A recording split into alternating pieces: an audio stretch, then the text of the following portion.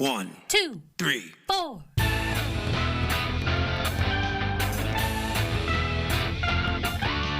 Monster movie. Fun time, go! Monster movie. Fun time, go. Monster. Movie. Fun time. Go! Monster movie. Fun time, go. With Precious D and Honeybee. Fun time, go! Welcome back to the show, folks. Welcome back. Or if you're new here, welcome. I'm Precious D. This is my co-host. I'm Honeybee. Hello, hello, hello. We're a couple of friends making our way through the history of kaiju movies, and we are up to 1973 with Godzilla versus Megalon.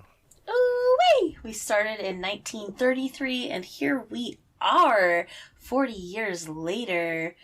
Godzilla versus Megalon. Okay, so at the beginning of these films, I think it says Janus Films. I don't know if you've noticed that at the beginning of. Yeah. And I recently saw this video of like someone sending in like a birthday to a news station so that they announce their news on like, and today's so-and-so's 10th birthday, so happy birthday so-and-so, like at the beginning of the news. And it was a prank, and it was this news guy, he's like reporting the news, and he's like, all right, and today is Hugh Janus. Happy birthday, Hugh Janus. It's Hugh Janus's 10th birthday.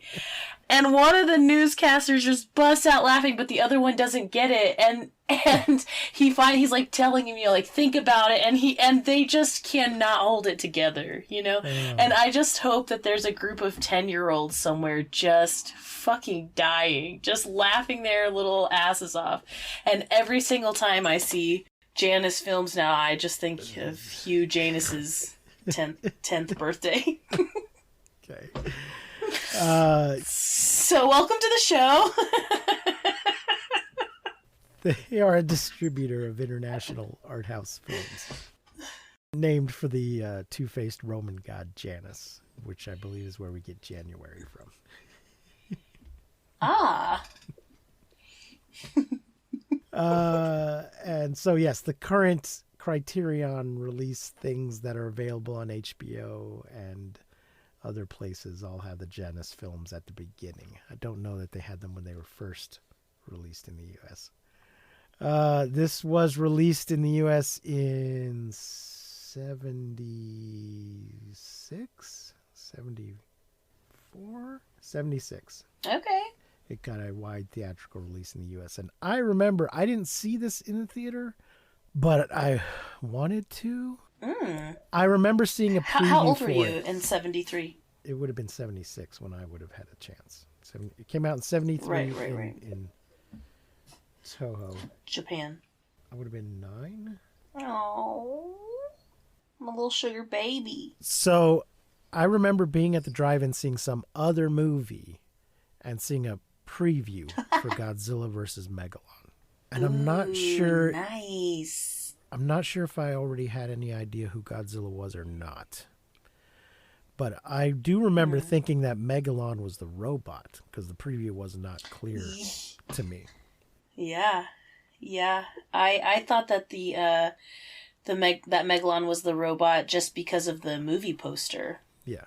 It has like the picture of JJ on the movie poster, so I was like, all right, it's gonna be a robot.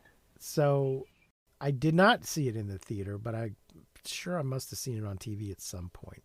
I do know that eventually, when it came out on video and stuff, I was like, oh, that's the one I wanted to see. But I probably saw it on TV too as a child. I'm not sure. But that's the one that stuck in my head, because that's the first one that I ever saw like a preview for in the movie theater. And this is one that got like the biggest U.S. release, the most widely seen. So there's people of a certain age that this was kind of their introduction to Godzilla. And also kind of colored their idea of what these movies were like. So some of the more serious aspects of the earlier film, they may have been unaware of and think that they're all goofy nonsense like this. What? do you feel like this movie is goofy nonsense? A little bit of goofy nonsense. I mean, the robot just sort of wills himself. But like to no get more bigger. than. No. Yeah. Okay. No, but I mean, Okay. just compared to like the first two movies, where it's much more serious, especially the first movie. Yeah, totally. But even the second movie, Yeah, definitely. a little more serious. This one's got a lot of the same stuff we've seen over and over again with the crazy James Bond alien nonsense going on. Yeah. There's a lot of running around, getting tied up, and shooting aliens disguised as humans in cut rate Planet of the Apes masks. Yeah, at one point in one of my notes, I was like, what in the Planet of the Apes is happening right now? Yeah, Planet of the Apes came out in '68, so they were definitely ripping off that design. Okay. They were definitely ripping off that mask design, but executing it much more poorly.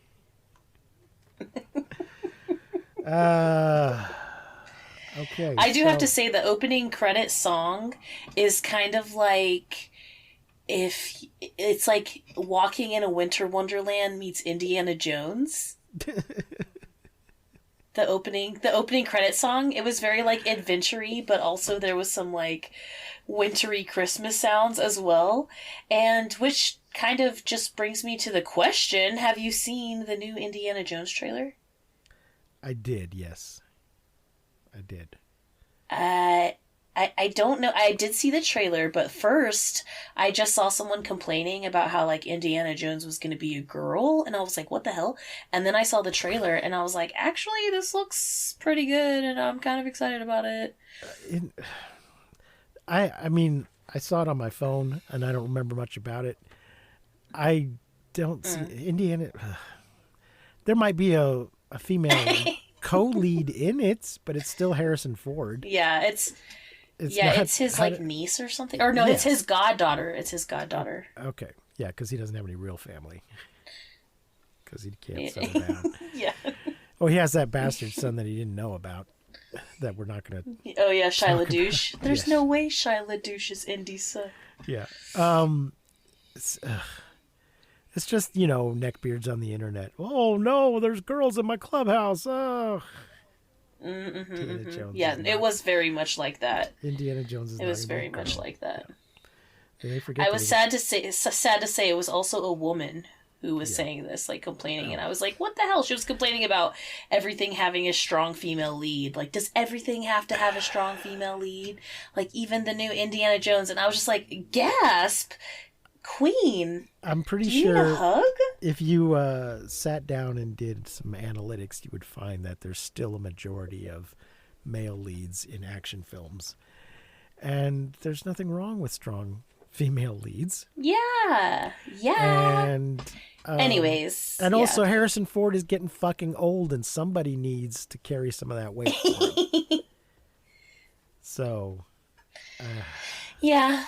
So anyways, opening credits song, Winter Wonderland meets Indiana Jones. Loved it. Very loved it. I really liked the music in this one.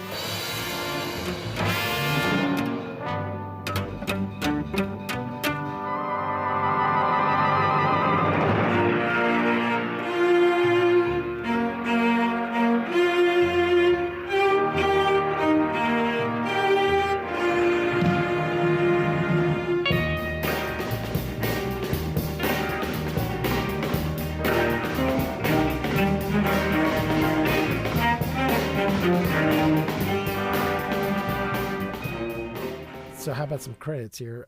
Directed by Jun Fukada, who we've seen direct a few of these other things. Story by Shinji Sekazawa, who's also done the story for a bunch of these other ones.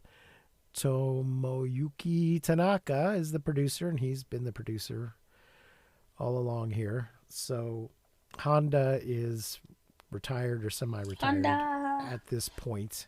Not directing, not producing, not involved in this one at all. Chillin'. It's 81 minutes. It's in color. Budget was $1.2 million. Box office, $20 million.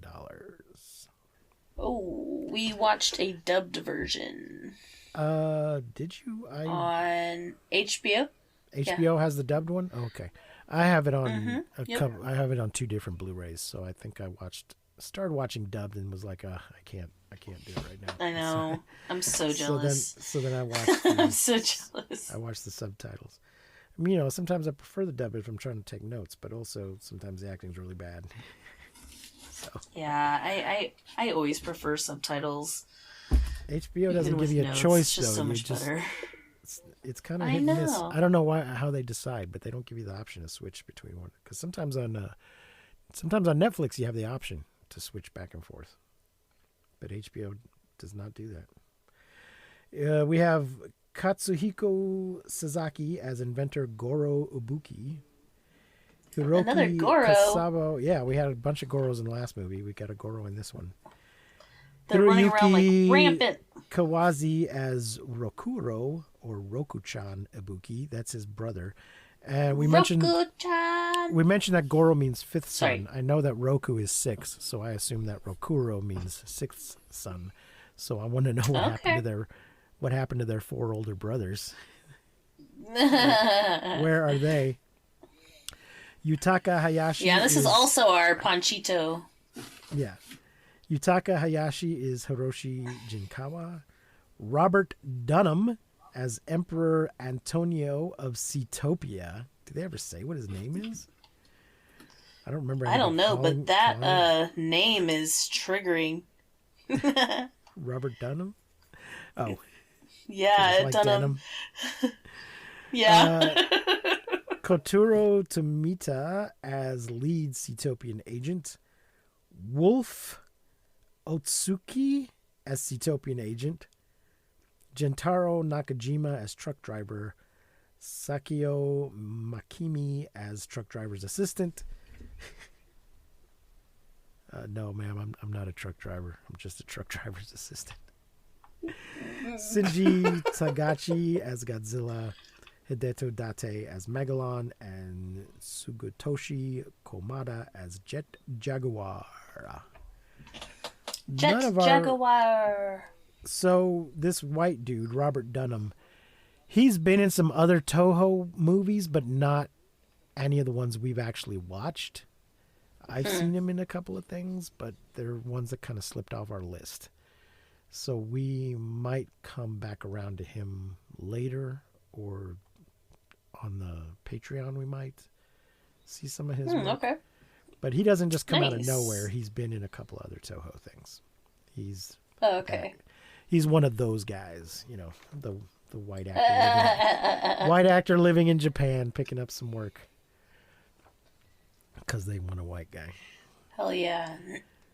So here we go into I don't know what the kill count is. The monster sizes are probably about 50 meters. And here's the summary from Wikipedia. Thank you, Wikipedia. In the first part of 1971, in the Japanese subtitles, it just says 1970X. The second series of underground nuclear tests was conducted near the Aleutians, some islands, sending shockwaves as far as Monster Island in the South Pacific, severely damaging the island paradise and sending Anguirus plummeting into the depths of the earth, while Godzilla narrowly escapes the fissure with its friends, which its friends tumbled into. Yeah, this was kind of upsetting. It was. And then we cut to this kid on this fish paddle boat. The summary just jumps into the Seatopia background, but that's not really revealed until later in the plot. But we'll go ahead and say it now.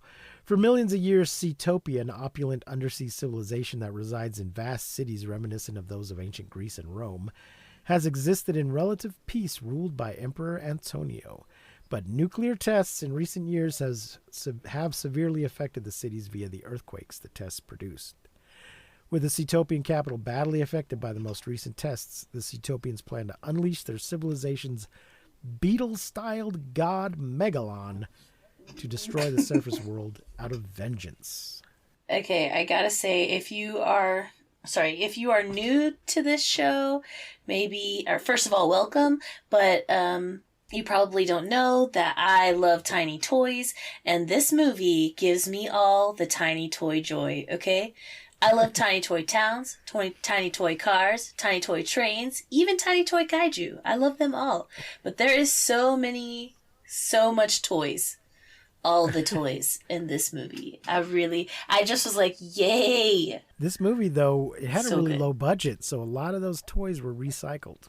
And you notice the main battles between the kaiju were not in cities. They were just on a open landscape without any models. Yeah. Well, maybe it's a little too early to say this, but I feel like the kaiju battles in this film are like legendary, like the elite of all the battles that we've seen so far. Okay. And maybe that's why, because they only had each other instead of like all the models and stuff. On the surface, an inventor named Goro Ubuki and his little brother Rokuro and Goro's friend Hiroshi Jinkawa are off on an outing near a lake when Seatopia makes itself known to Earth by drying up the lake. The trio was relaxing nearby and using it as a base of operation. So the kid is out there just off the shore a little bit on this amazing and ridiculous fish boat. Yeah. What did you think of this thing, Honeybee? I felt like they had like a toy and they were like, oh shit, well this is what we're going to use. We need to make it look like this. So this, you haven't Because seen it this was movie. just so silly.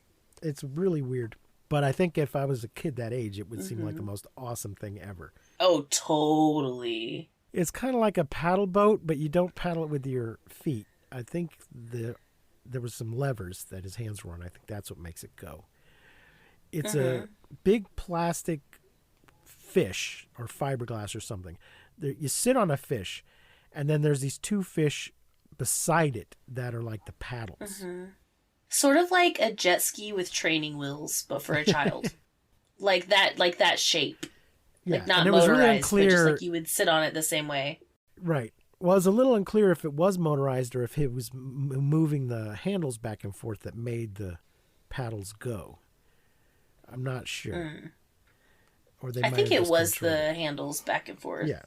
Because I thought it was a paddle boat until I looked closer. I'm like, oh no, there's no place for his feet. So it must be the handles. Anyway, he's out there having fun while the two guys are having a picnic or whatever. And then suddenly there's an earthquake and he's like, help, help. And they just happen to have a little rope rocket launcher with them. Squid guess 'cause launcher. they're Oh inventors. yeah. So they shoot a rope out to him because he's several yards away.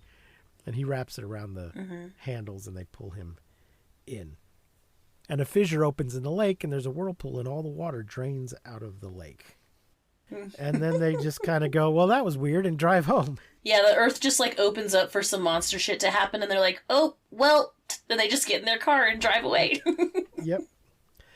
As they return home, they are ambushed by agents of Seatopia who are trying to steal Jet Jaguar, a humanoid robot under construction by the trio of inventors. It's never explained why his name is Jaguar. Jet, I guess, because he flies. He's got jets out of his feet. I guess. However, the agent's attempt is botched and they are forced to flee to safety. And in the apartment, they've got these weird decorative cubes hanging in the hallway. From Are they chains? decorative? I wasn't sure if they were like, yeah, I didn't know what the fuck they were. They just had pictures. They're in the little foyer as you come into their apartment. There are these large, like, foot long on a side or more, 1 to 2 feet long cubes with pictures on some of the sides hanging from chains, which I don't know, just seemed like a real 70s kind of weird decoration for his bachelor pad. Yeah, some sort of his weird brother lives art. with him too. Yeah, very weird. But those get used during the fight. Oh, I also wanted to mention, you know how sometimes in certain movies everybody knows kung fu? Yeah. It seems that in Japan nobody knows karate. None of the fights in these movies appear to have, nobody has any skill. they're just kind of flailing around and punching, and it just seems like there's a good opportunity to have a little bit of a crossover with the popularity of Bruce Lee movies at this time and kung fu movies. And there are some Japanese samurai and karate movies that they could have had some of that kind of fighting in these films, like you do with Power Rangers and that sort of stuff. But that is not what you get in these particular movies. So I think you do get that in some of the TV shows that is later inspired Power Rangers, some of the Ultraman type stuff. But these guys, they're just flailing around, and nobody's got any martial arts skills. And just nobody in Japan knows karate. I will say, though, that in this film, that when the people are fighting, there is music behind it, and there are sound effects. And we have been missing that in a lot of movies recently, in these movies, like, where they'll be just fighting, and it's dead silent. They're not even, like, struggling, like, psh, psh, nothing. It's just, like, silence, and they're just, like, wrestling, and it's so awkward. So thank you that there is freaking a score in this fucking movie where when they're fighting, and the music in this movie is really good. It's really good. It's fantastic. Yeah. The score is fantastic in this film. So yeah, I was so thankful for that. And the sound effects are great. And yeah, because we've missed that a little bit in the last few movies. It's really awkward. Well, it's awkward and it makes the movie feel longer. The music was by Richiro Manabe. So it's not Ifukube. Oh, it is not Ifukube. It was definitely different. I could definitely tell it was different, and I really appreciated it, and I loved it. I don't remember. I am an Ifukube fan, obviously, but I don't remember if it's this movie like or this. the next one, but I kind of had an issue with some of the music. In that, I think the next one wasn't as good. In one of them, when Godzilla shows up, we're used to having that dun dun dun dun dun dun dun, and we just got kind of a doop doop doop doop. I'm like, that is not appropriate Godzilla music. Yeah, it was like a mouth harp. I think it's the next one. Yeah, it was the next one where there's a kind of a boing boing boing. Like yeah, I'm pretty sure. So the two brothers are like cleaning up the apartment, but the other guy gets in his little sports car and starts chasing the two spies or whatever they are. But they throw a incendiary grenade out the window and manage to get away. Sometime later, Jet Jaguar is completed, but the trio of inventors are knocked unconscious by the returning Seatopian agents. The agents plan to use Jet Jaguar to guide and direct Megalon to destroy whatever city Seatopia commands him to do. It's an awkward sentence. Goro and Rokuro are sent to be killed. That's not... Damn. Well, first they gotta kidnap them. Someone is sent to kill them, I think is what they're trying to say. While Hiroshi is taken hostage, they get captured and they get put in the back of a truck. Yeah, and the little scoot that he's on, the little scooter, is so freaking cool. Did you see it? He makes a little mini... Yes, he's like working really on a little tiny mini bike. Yes! I loved it. He has a little mini bike that he is working on for himself. And... so, yeah, all three of them are always tinkering on stuff. But Hiroshi is also a race car driver. We find out later. I'm going back and forth between my notes and this summary because this summary is a little jacked up. Megalon is finally released to the surface while Jet Jaguar is put under the control of the Seatopians. So at 23 minutes, we finally see Megalon. Yeah, we get some like spicy costuming with the sheer. It's like a bikini and then like the sheer thing over it, and they're like with their like leaf heads. Oh, right. Do you know what I'm talking about? Yeah, they do. So we get some weird Seatopian rituals. With Seatopians in their white flowy outfits doing a kind of a Mothra very style spicy dance. Yes, very Mothra. With a song to try and summon up Megalon. Yeah, but then when the guy is actually summoning Megalon, he's saying a chant as if it's like the words that you have to say to awaken Megalon. And this is what they are. Megalon! Megalon! Wake up, Megalon! I was like, well, that was anticlimactic. He's like, Megalon! Wake up, Megalon! Destroy our enemies! And I was just like, wow, that whole ritual and those are the words. The thing is, the Seatopians, they are right in this movie. They've been attacked. What do you mean? Well, we're doing these underground nuclear tests without any regard to what effect they might have on people.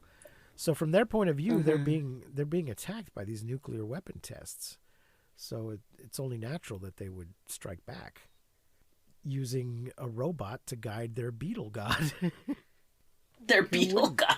Yeah, he's like a bug with drill arms and a Christmas star sort of on his head. That's exactly what I said. He's also got wings and a tail, which is a really weird combo when you're looking at it. Yes, I also said Christmas star. Did you think so? Oh, nice. Hell yeah. I don't remember if I noticed his tail so much, but he has like beetle wings, but I don't think he ever actually uses them, right? Does he fly? Well, he uses them to fly. Oh, he does fly. A few times. I remember. He like flaps them out. I have it written down in my notes too, like exactly when he does it, so I'll bring it up. Because I did like his wings, but I thought the wings, and he kind of has like a Godzilla type tail.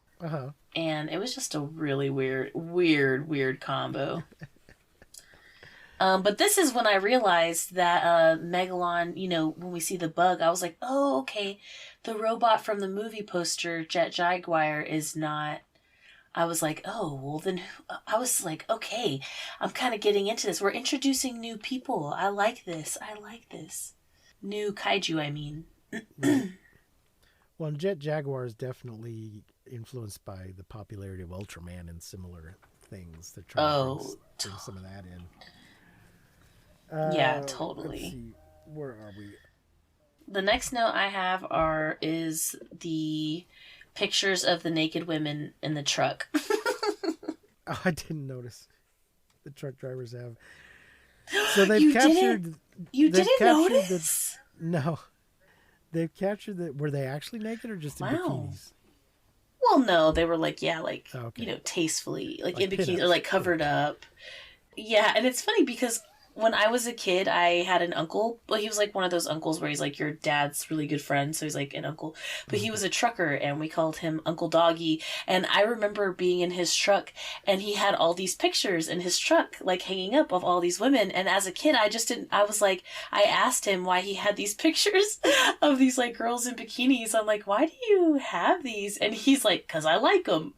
So it's just like it reminded me of my Uncle Doggy that these. I'm like, this is so funny. So shout out to my Uncle Doggy, R.I.P. But you know, your eyes should be on the road, not. Yeah.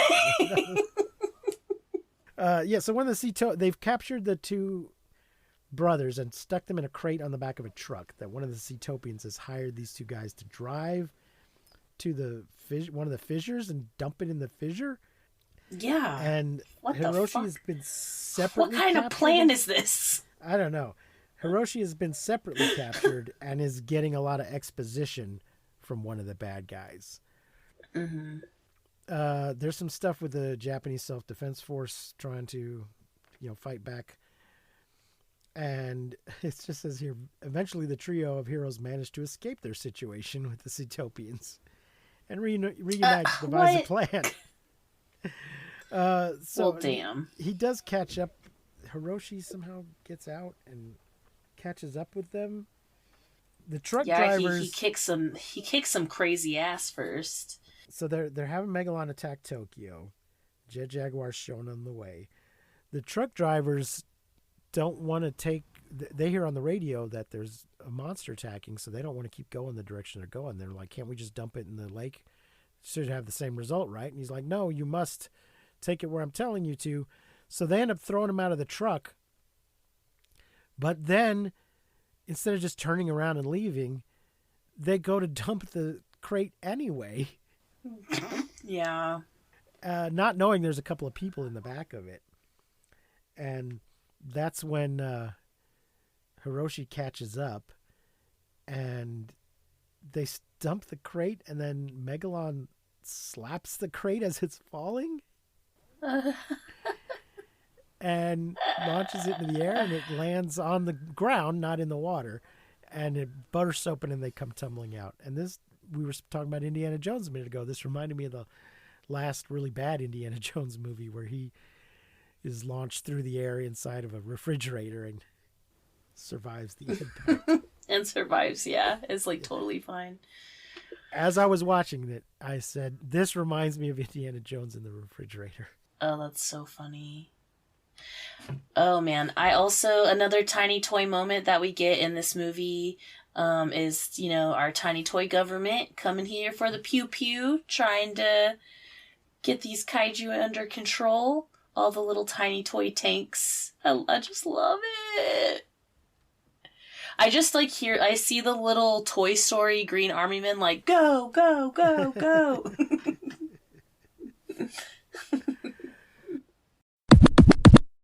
This episode is brought to you by Shopify. Forget the frustration of picking commerce platforms when you switch your business to Shopify, the global commerce platform that supercharges your selling wherever you sell. With Shopify, you'll harness the same intuitive features, trusted apps, and powerful analytics used by the world's leading brands. Sign up today for your $1 per month trial period at shopify.com/tech, all lowercase. That's shopify.com/tech.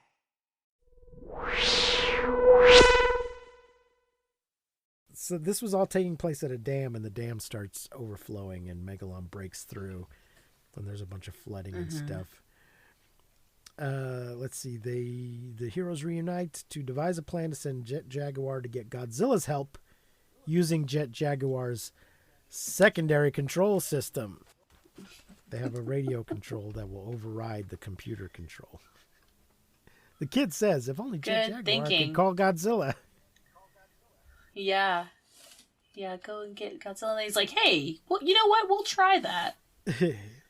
Supersonic Yeah, and control. at one point, so when the robot is like Ultramanning around in the air, that's one of the parts where Megalon flaps his wings out and starts flying. Oh, okay. I wrote Megalon is attacked by stock footage because I'm pretty sure all of the shots of the tanks and the big dish laser gun things. I'm pretty sure those are all those shots were from old movies. And then it would cut to Megalon being hit by this stuff.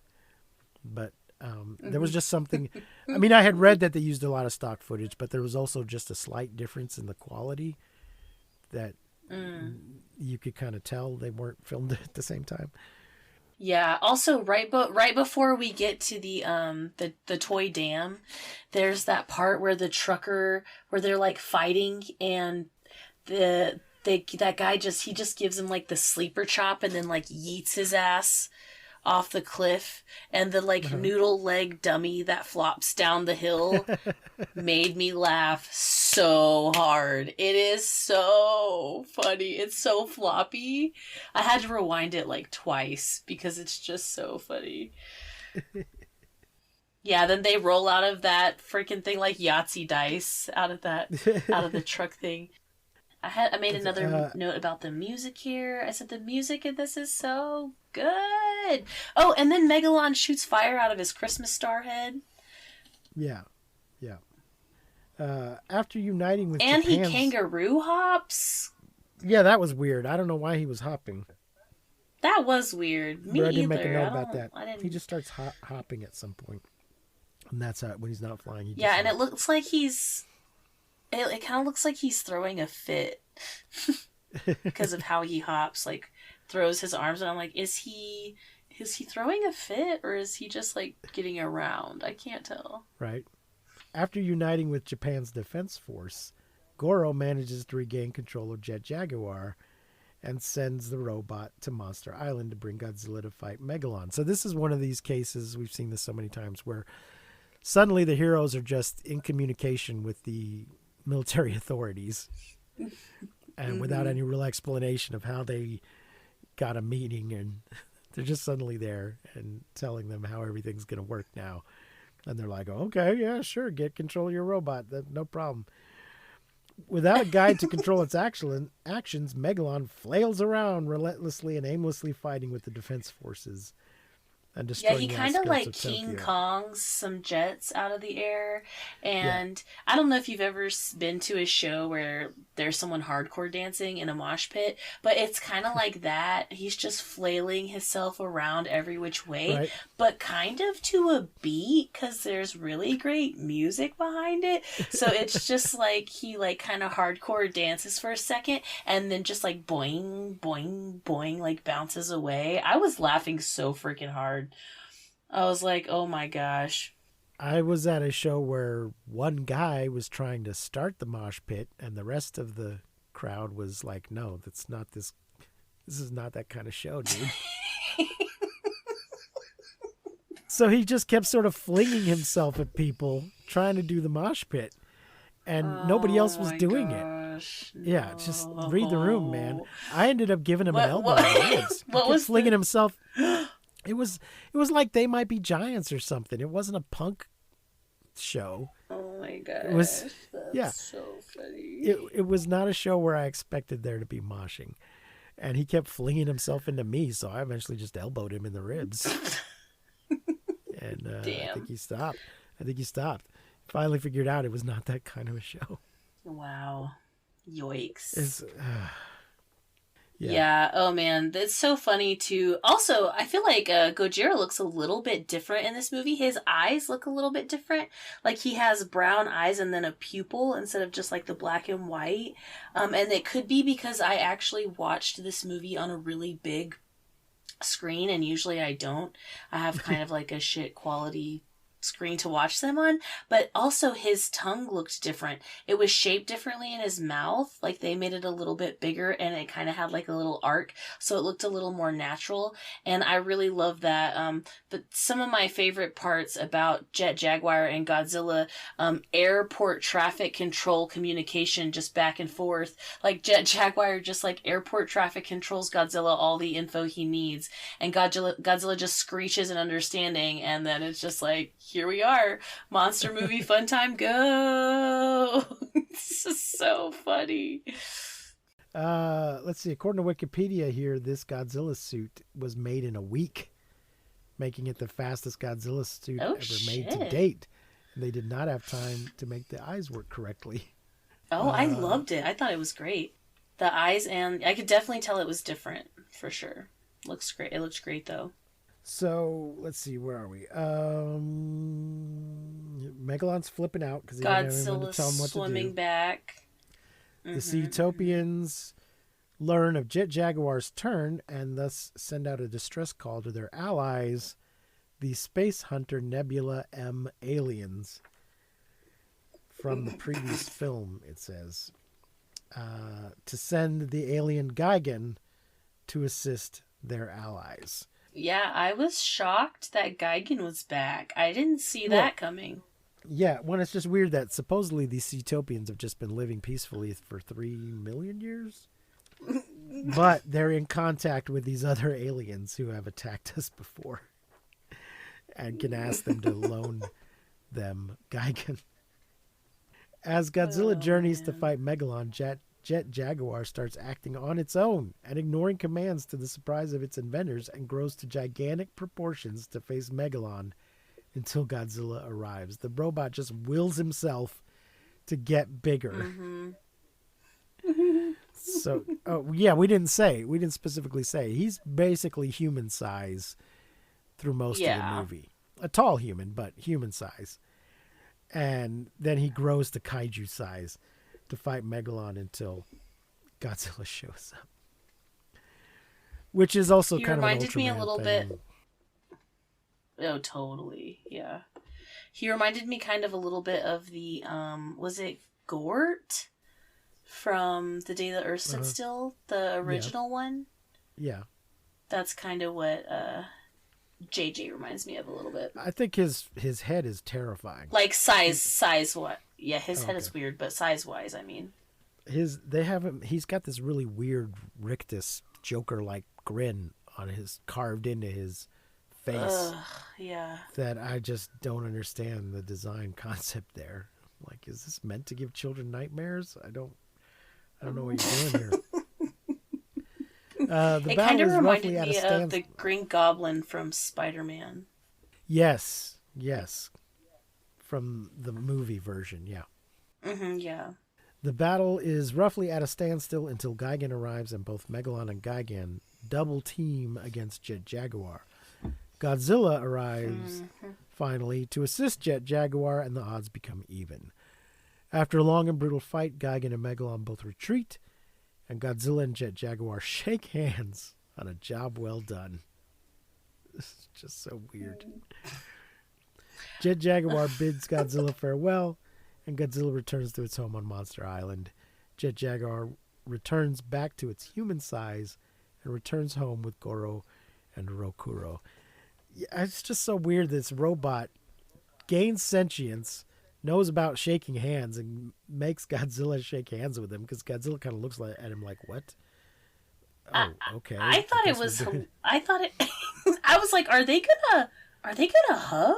And then they like shook hands, and I was like, oh, okay. And then they just kind of stand there for a second, and like I was like, are they just staring longingly into each other's eyes? Like, what is happening right now? It was just a very awkward exchange. I felt like, right, but I really loved the battles, like the 2 against 2, and then, you know, Gigan and Megalon would be like dancing, and like it was like they were like trash talking, like kaiju trash talk, and they would like, you know, it was really good. And then every good action movie, right, has like the 2 heroes back to back, like ready to like fight the, you know what I mean? And we kind of got that moment in this with the 2 heroes like back to back, like the fire all around them, like what are we gonna do? And then like fighting their way out of it. And we all know it. Godzilla is the daddy of kaijus, and we all know it. You know. We do. It's just the way it is. And he really kicks ass in this movie. I just love the battles so much. I thought they were legendary. And I really liked the mouth grenades. The bug mouth grenades. Oh, yes. I said, like, just randomly, like, he's just like... Megalon has... For then just Megalon has hairball grenades, I wrote. Yeah. Just spits these hairball grenades. Is this the one where they use... kaiju sign language? Well, I guess it must be kaiju sign language, but to me it just looks like Jet seems to be communicating like traffic with controls. Well, he seems to be communicating with Godzilla in some form of sign language. Yeah. They don't just speak like they did a few movies ago. Mm-hmm. Thank God. Oh, this movie though also has these kind of infamous Godzilla tail slide kick that many Godzilla purists are not happy about. Similar to the flying that he does in Godzilla vs. Hedorah. In this one, he just kind of jumps in the air and then slides on his tail with his feet in front of him to do a 2-footed kick at the bad guy, while Jet Jaguar's holding the is it Megalon? Jet Jaguar holds Megalon while Godzilla does a slide tail kick, and then he does it again, and it's a bit much. Yeah, I love Godzilla running too. Like, he does this thing where we haven't seen him actually run until this movie, where he runs back to prepare for that kick, and my gosh, it is so funny. Well, it might be because we got a new guy in the suit who's maybe a little younger, maybe move a little faster. Yeah, maybe so. Yeah, and then they just, like, after the fight, they're just, like, standing there broing out, like, and then they walk up to each other. I'm like, whoa, like, are they about to hug? And then JJ, just traffic controls himself into normal size, and they all live happily ever after. And the guys say, with his mission accomplished, he's reverted to a mindless robot. Because now he's only just following orders like he was before. And I'm thinking, you guys need to disassemble that robot immediately. That thing is dangerous. Literally my last note is, well, if you've seen iRobot, you know this is just the beginning of the end. Yeah, if that thing can just become sentient and will itself to get bigger and then get small again and go back into sort of stasis mode, like, you don't know what's going to set it off. They don't seem at all concerned with him slipping in and out of self-awareness and sentience and what sets it off. Take him apart, break him down, melt down the pieces individually, bury them at a crossroads. That is a dangerous robot. You don't know what the hell you've done. We don't see Jet Jaguar. I don't think we see him again until this recent cartoon. Something that I really appreciated about this movie was there was no romance. Right. Which I feel like sometimes like just the romance is like a little unnecessary. Like even if there's like a strong female character like the scientists or the like news reporters or whatever, like there doesn't have to be like a romance, and there was none of that in this movie, which I thought was nice just to kind of get a break from. I was a little curious about the relationship between the two guys, but they just seemed to be friends. Yeah, never know. It was the 70s. There doesn't have to be anything going on. They can just be fellow inventors.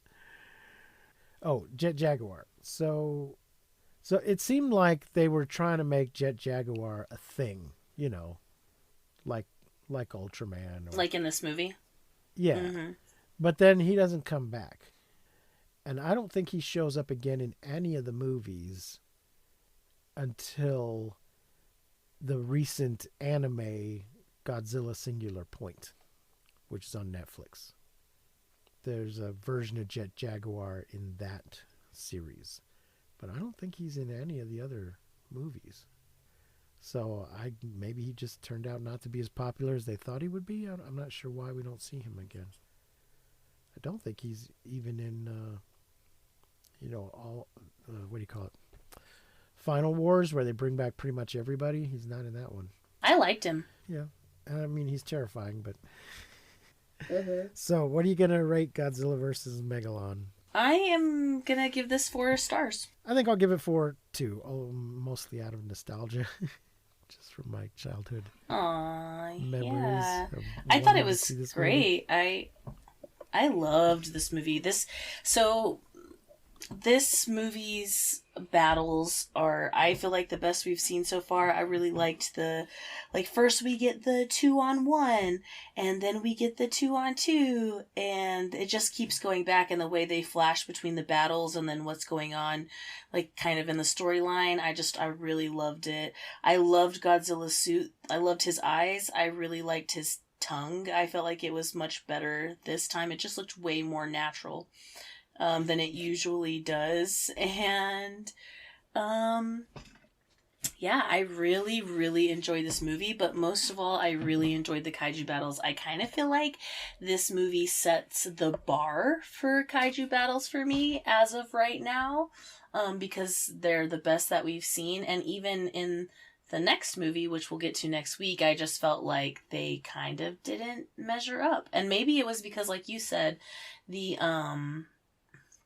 the budget, and so they didn't have like all of the other things going on, so they had to all they had was each other for these like battle scenes, so maybe that had something to do with it. But I really liked it, and I really enjoyed it, and I would say not my favorite Godzilla movie, doesn't take the cake of Godzilla versus what was it, Ghidorah, but definitely the battle scenes, definitely the kaiju battles were very good. So good in this film.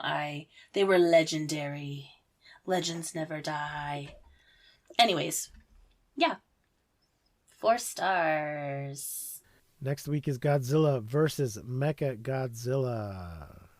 Available to watch on HBO, but I believe it is also on Tubi. I'm so excited. I can't believe we're at Godzilla versus Mechagodzilla. Yeah, it's also on Tubi and YouTube and Pluto free with ads, I assume. But if you've got HBO Max, you can watch it without ads. But it is there you dubbed, go. if that matters to you. There you go. Ladies, gadies, and thadies. So that'll do it for now. I have been Precious D. And I have been Honeybee. Remember to keep calm and seek shelter in basements. And please, don't misuse science. We won't see you, but you will hear us next time on Monster Movie Fun Time Go. Ow! Ow! You've been listening to Monster Movie Fun Time Go. If you enjoyed the show, please rate and review us on your podcasting platform of choice. Our theme song is by the Texacato Folk Rock Punk featuring Lita Lopez.